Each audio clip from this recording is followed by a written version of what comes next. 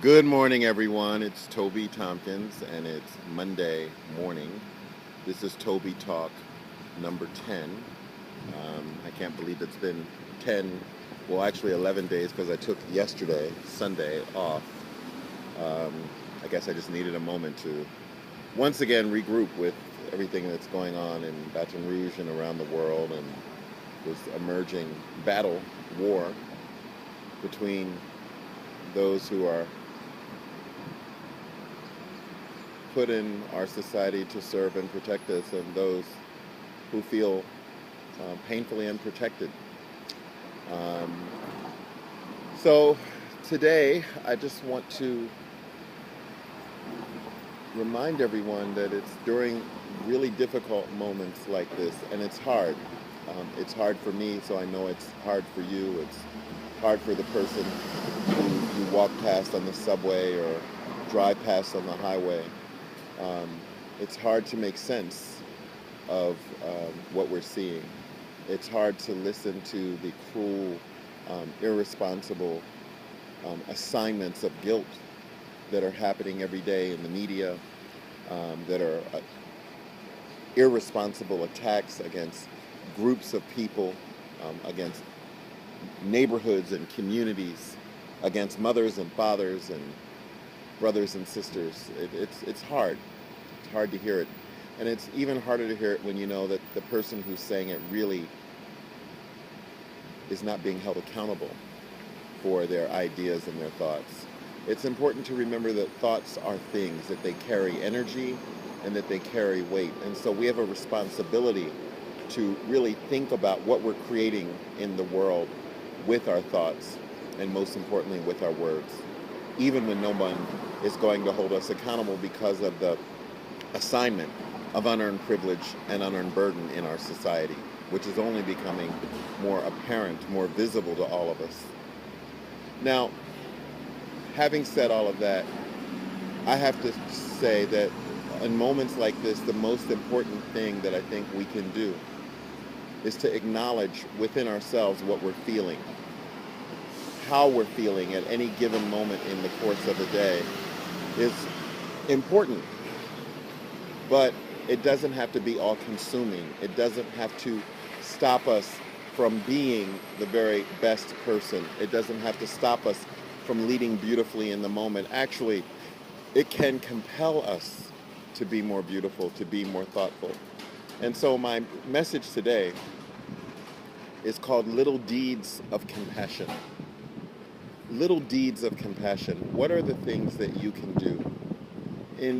I remember a number of years ago when Oprah Winfrey did the show Random Acts of Kindness, and what an incredible viral phenomena that was in this country. How all of a sudden people had incredible stories of small and sometimes invisible acts of kindness, random acts done to strangers, done to people who would never know that you were the person who did it.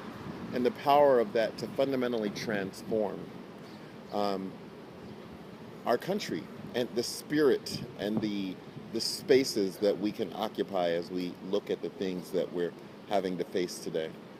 And I want to bring us back to those random acts of kindness, or what I'm calling little deeds of compassion. So today, I want you to think about what is one thing, one little thing. It might be a smile. Once again, it might be using the power of checking in beautifully. It might be doing something for someone that you ordinarily don't do. It might just be smiling when that person who can't be compassionate demonstrates their discompassion or lack of compassion toward you.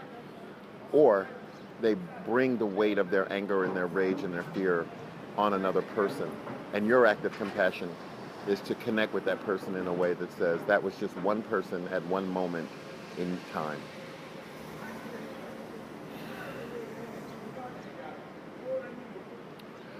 If we don't do this, then we're only going to see more of what we're seeing. But we're not powerless in this moment. And while myself included, we're all in a lot of pain, a lot of hurt, The fact is that I go to work today in fear that I might be seen by someone as a threat on the wrong corner, that the wrong police officer might think that I fit a description that they only vaguely heard, big and black. That's what I have to walk around with today.